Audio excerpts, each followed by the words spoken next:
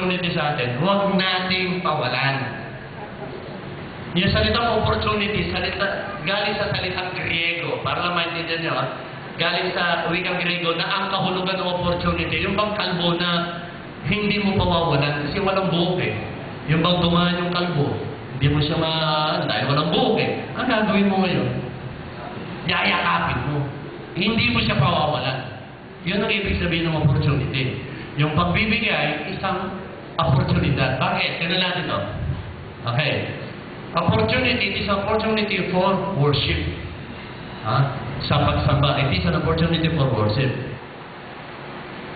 Pasinin natin ito, verse 5 to 6. Sabi na, verse 5 to 6. Okay. Pasinin nyo. At higit pa sa inasahan ko, inilaan nila ang kanilang sarili una sa Panginoon pagkatapos sa amin. Alam nyo, ang tunay na pagsamba, ang sabi ng Romans chapter 12 verse 1 and 2, hindi yung pupunta ka sa church. Pag nasa church ka, aawit ka, papalakpak ka, sasabay ka sa praise and worship. Pagkatapos sa praise and worship, pakikinig ka ng sermon. Pag nakinig ka ng sermon, tapos pag may offering na, naihi ka na, pumunta ka na sa CR. Alam mo, pumunta ka na sa CR kasi offering time na. So, ang tunay na pagsamba, ang sabi ni Pablo sa Romans 12:1 and 2, is to present your body as a living sacrifice, holy and acceptable, for this is your spiritual worship. So, ang tunay na pagsamba, hindi pagpunta sa church, kundi ang tunay na pagsamba, ibinigay mo ang buhay mo sa Panginoon. Ito ang ginawa ng mga Macedonian. At dahil ibinigay mo ang buhay mo sa Panginoon, hindi na ikaw nagme-may-ari ng buhay mo, yung pagpunta mo sa church every Sunday, resulta lang yun ng tunay na ginawa mong pagsamba sa Panginoon. Naintindihan ba natin? Yung pagpunta sa church, para yung kausap namin kahapon, sabi ni Brother Bob, sa kausap namin, sabi tayo, ayun, ginaani, sabi yan, lumapit pa, napapangalan nun? Jersa, sabi yan, mag-church ka kasi, sabi yan, Kuya Bong, nasa puso yun. Hindi pagpunta sa church. Sabi mo naman, Erson, sabi mo, pag nasa puso mo yun, magiging resulta doon, pupunta ka sa church. Tama ba? Ano? Yun yung bunga. Nasa puso mo, pero dahil nasa puso mo, ang resulta nito, mag-church ka every Sunday. Pwede naman mangyari, wala sa puso mo, pero every Sunday, nasa church ka. Pwede mangyari yan eh. Pero pag nasa puso mo, talagang binigay mo ng buhay mo sa Panginoon, nag-worship ka, yun yung worship mo talaga sa Panginoon, pag binigay ng buhay mo, every Sunday, kahit bumabagyo, umuulan, nandun ka. Amen ba? Pero pagka wala sa puso mo yun, tapos umambon, hindi mo na akong sa church, makambon. Ambon lang yun, di pa ulan. Amen ba? Kahit harapan ka ng bagyo. Hello? Kaya tanong sa akin, prayer meeting ba? Sino gusto tumunod? Dumano. Kagabi na, prayer meeting. At ang speaker natin, nasaan yung speaker natin? Ano ba? Ang ganda pa naman ng bihis. Nakabalat pa. Talaga. Ready to die.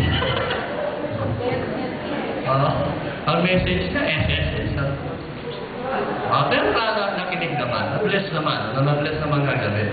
So yun, kapag ang buhay mo, binigay mo sa Panginoon, talagang, hindi magiging hadlang ang lahat ng bagay eh. Lalo na yung pagbibigay. Basta tingnan natin, no?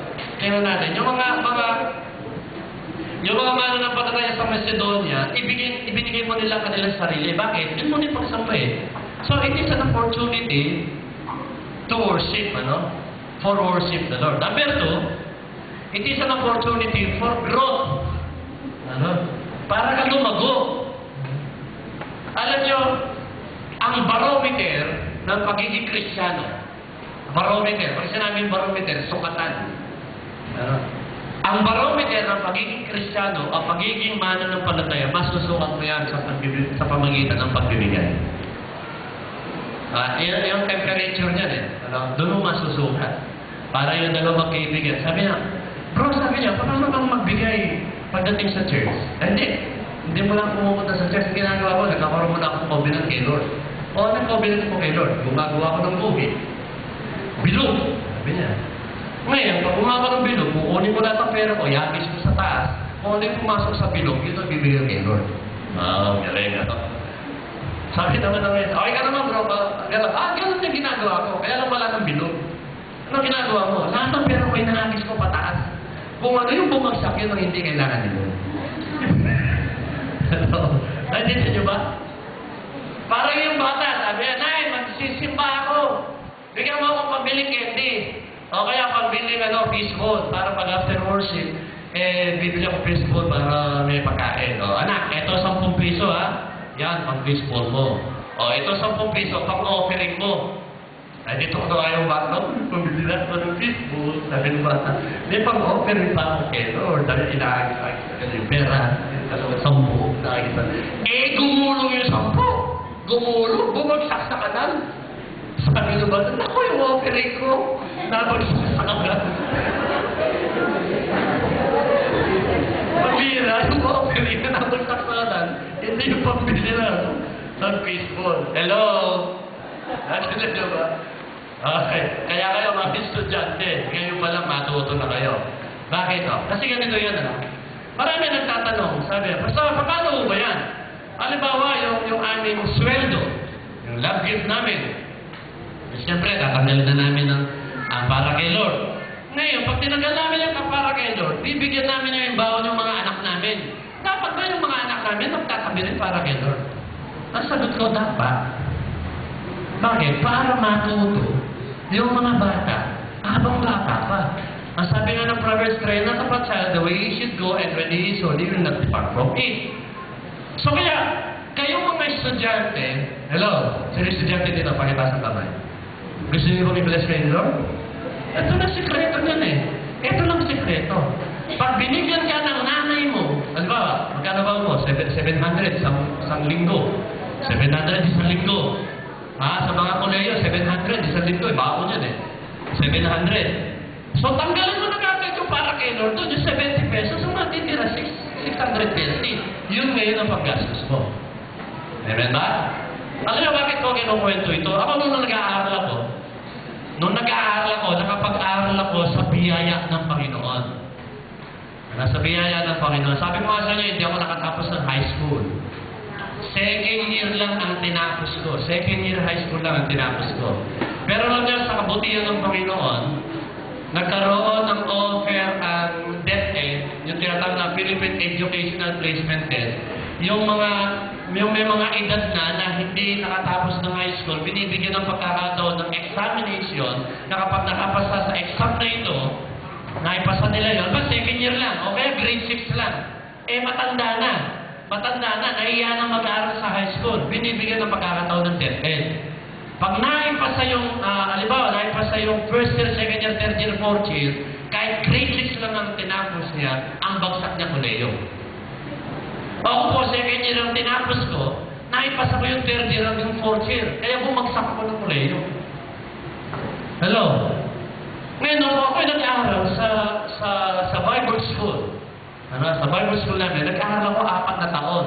Ang pera ko, 400. Nung pumasok ako, 400 lang ang pera ko. Iniisip ko, sa 400, paano ako makakatapos 4 na taon? Dapat yung 400 na yun, hati-hatiin ko, 100 sa taon. Hello? Ngayon, isang linggo pa lang ako sa Bible School, ubos na yung 400. Ubos na 400. Sabi ko, Lord, paano ako ngayon? Paano ako makakapag-aral? Yung kapatid ko, di naman ako matutulungan. Yung tatay ko, di naman ako matutulungan. Paano ako Panginoon? Nag-exam kami. Exam. Sabi ko, Lord, parang kami kakainin bukas. Sa Bible School, lang kami kakainin.